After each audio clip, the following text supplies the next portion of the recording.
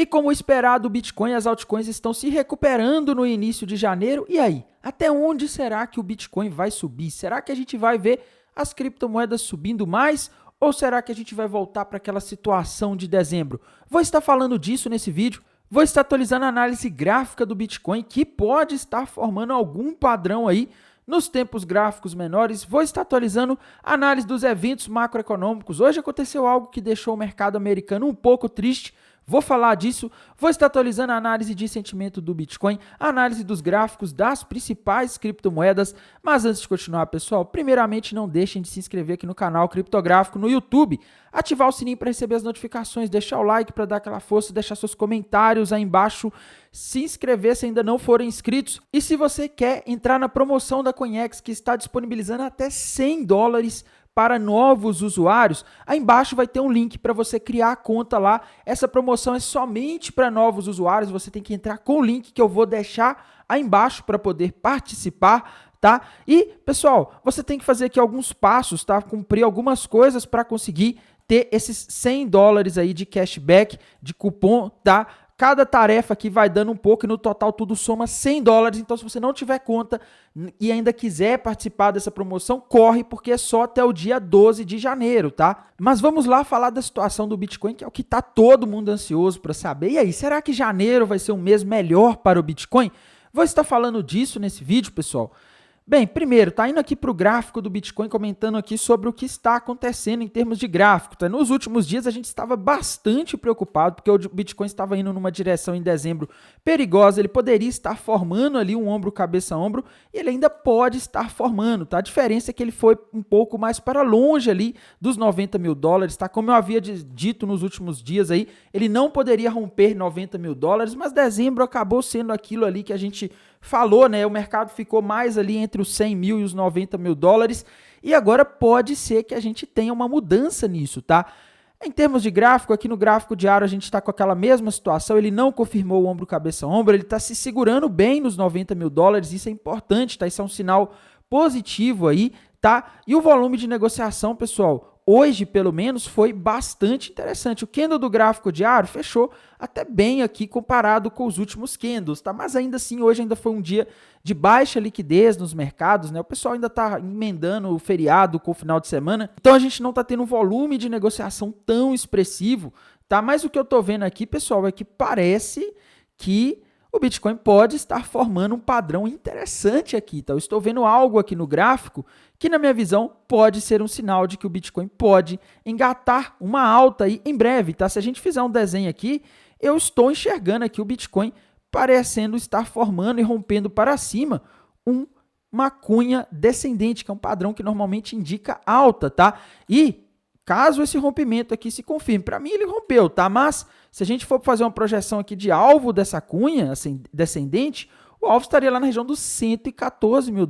Então, a minha visão é que o gráfico pode estar dizendo aí que a gente agora, enfim, vai começar a andar, tá? Mas eu acredito que se a gente for ter algum movimento mais forte, mais incisivo, isso aí vai ser na semana que vem, tá? Porque essa semana, amanhã, sexta-feira, eu não vejo aí motivos para grandes movimentos, tá? O mercado ainda está muito parado, é como se a gente estivesse num feriado aí estendido, tá? Então, a gente aí tá nessa situação. Para mim, o viés do Bitcoin agora é altista. Acredito que ele pode voltar a subir agora, não só pela análise gráfica, mas também pelos eventos que estão ocorrendo, tá? Agora em janeiro, no dia 20 de janeiro, a gente vai ter a posse do Donald Trump. Temos que lembrar que o catalisador que fez o Bitcoin quebrar aquela lateralização de meses ali abaixo dos $70 mil foi a eleição do Donald Trump, tá? Então o mercado vai se animar com isso, provavelmente isso pode gerar volatilidade, isso pode animar o mercado, e por isso que eu acho que faz muito sentido aqui o mercado voltar para a tendência de alta, tá? Então, análise gráfica que ela conversa com os fundamentos, mas a gente não pode olhar só para o gráfico do Bitcoin, a gente tem que entender o que está acontecendo lá nos Estados Unidos, né? E hoje, pessoal, foi um dia de leve queda aí para o SP500, tá? Fechou quase no 0 a 0, então um dia de baixa volatilidade, né? De baixo volume de negociação, mercado com pouca liquidez, tá? Mas vejam o que aconteceu. Ali a partir das 9 horas, né? Vamos colocar aqui 10h30 por aí, a gente começou a ter uma queda nas bolsas americanas. Tá? Os futuros do SP500 começaram a cair e essa queda foi até por volta das 4 horas da tarde, quase no horário do fechamento. E isso aconteceu, pessoal, principalmente porque nós tivemos 2 dados macroeconômicos que foram divulgados e vieram aí melhores do que o esperado. Tá, Tainan, como assim a bolsa caiu porque o dado veio melhor do que o esperado?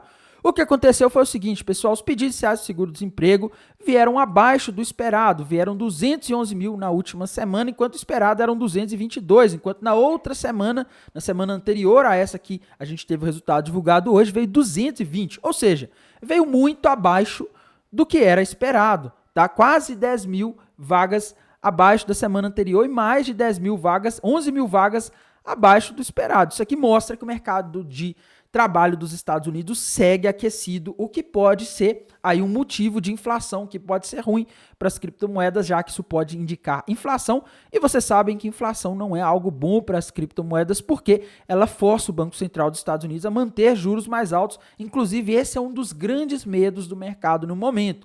O medo é o Fed não cortar muitos juros, cortar menos do que o mercado gostaria agora, nesse ano de 2025. Então a gente tem que ficar atento nisso, tá? A gente também teve ali às 11h45 o PMI industrial de dezembro, não é o dado mais importante do mundo, mas de qualquer forma ele dá uma noção de como está a economia e, meus amigos, ele veio 49,4, tá? A expectativa era 48,3, ele veio mais de um ponto acima da expectativa, né? É lógico que um PMI vir 49,4 não é a melhor coisa do mundo, tá? Não sinaliza que a economia está extremamente forte. Para a gente ter a expansão nos pedidos aí desse setor que está sendo analisado, o PMI precisa vir acima de 50. Então ele veio 49,4. Veio melhor do que o esperado, tá? E quase não caiu em relação a novembro.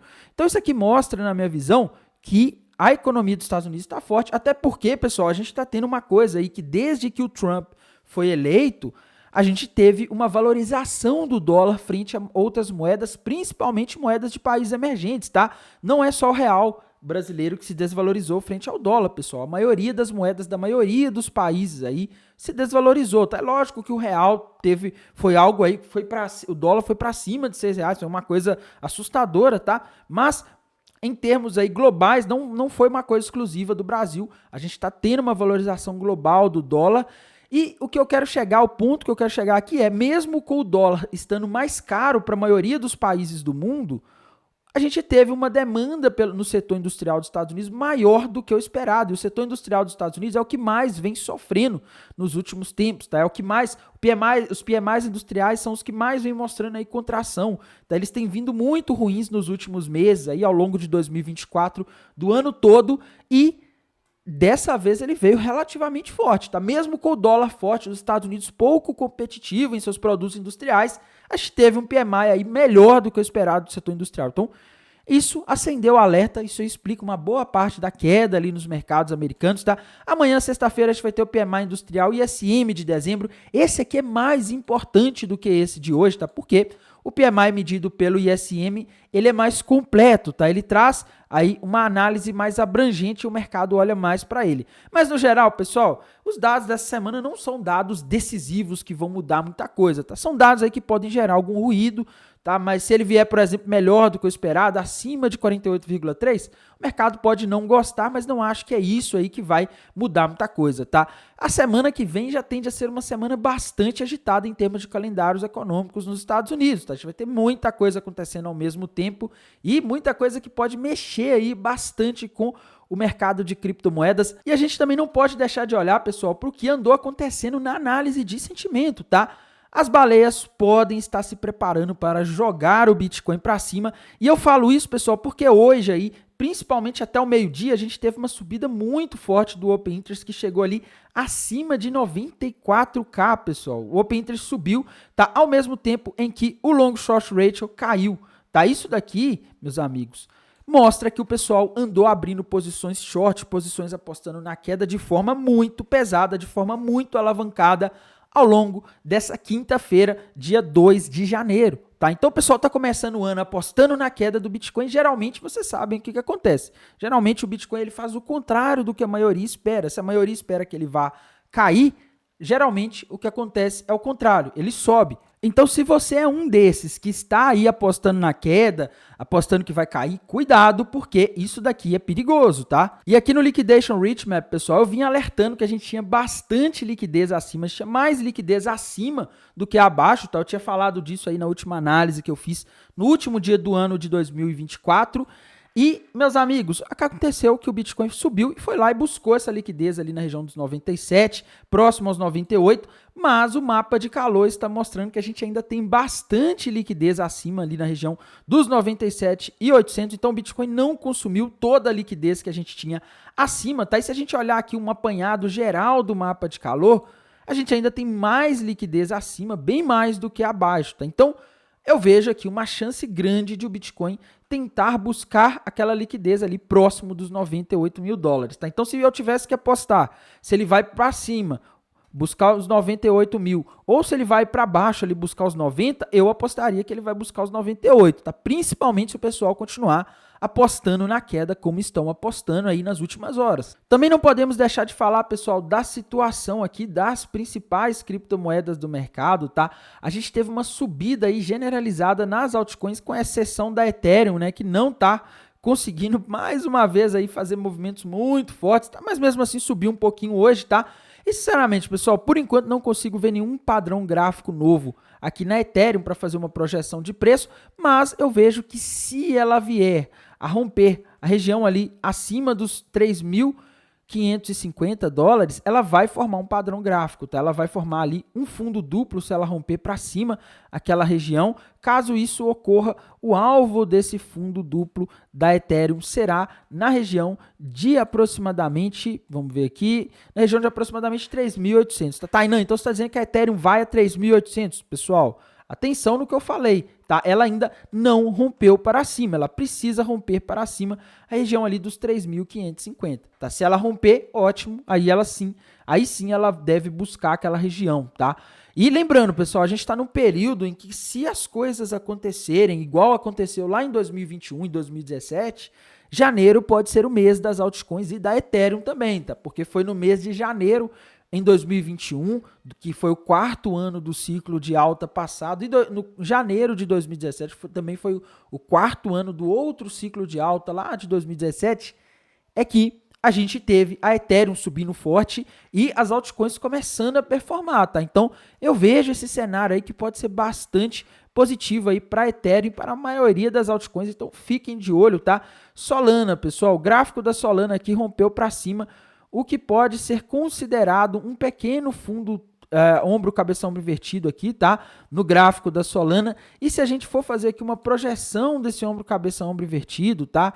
A gente pode encontrar alvo para a Solana lá na região de aproximadamente 228 dólares, 230, tá? Então o gráfico da Solana está dizendo que ela pode ir nos 230, mas tomem cuidado, porque é muito comum quando um ativo forma um padrão como esse, ele voltar para retestar. Então a Solana poderia cair ali até os 200, essa região dos 200 que era resistência agora virou suporte, para pegar um impulso para fazer esse movimento aqui de buscar os 228, tá? Mas o gráfico da Solana, no geral, tá bastante interessante.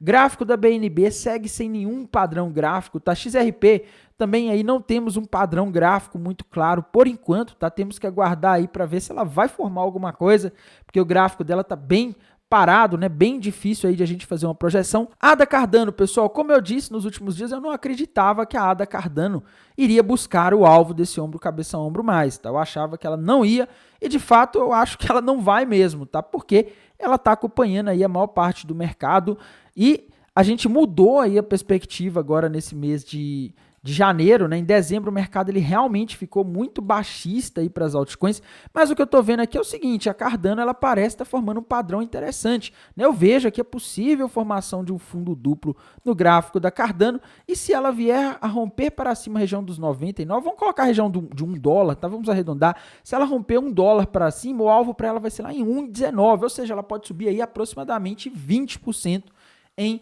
pouco tempo, tá? Então fiquem de olho, porque a Cardano aí pode dar uma oportunidade se ela conseguir romper para cima $1, tá? Outra moeda importante aí que a gente não pode deixar de comentar, pessoal, é a Dogecoin, tá? Também é uma moeda aí que bateu o alvo de um ombro, cabeça, ombro em dezembro, e agora ela tá aí sem padrões novos por enquanto, tá? Não consigo aqui ver um padrão aqui muito fácil, tá? dá para forçar, falar que ela tá formando um fundo duplo, igual o da Cardano, mas não acho não, tá? A outra moeda importante, Tron, tá? Tron tá subindo, viu, pessoal? Lembrando que a Tron ela tem um fundo duplo com alvo lá nos 27 centavos, né? Agora ela está em 26 e pouco, então ela deve buscar aquela região, mas não temos alvos muito grandes para a Tron, tá? Gráfico da Tron tá naquela, né? Sem padrões gráficos novos por enquanto, tá andando de lado aí, tá? AVAX, pessoal, AVAX conseguiu sair ali daquela possível formação de triângulo descendente, mas ela tá fracassando aí ainda em não conseguir passar da região dos 40 dólares para cima, tá? A região dos 40 dólares virou uma resistência terrível para a AVAX, mas tudo agora vai depender do que ela vai fazer. Ela precisa romper os 40 dólares para cima. Eu acho que isso vai depender muito mais do mercado do que dela própria, tá?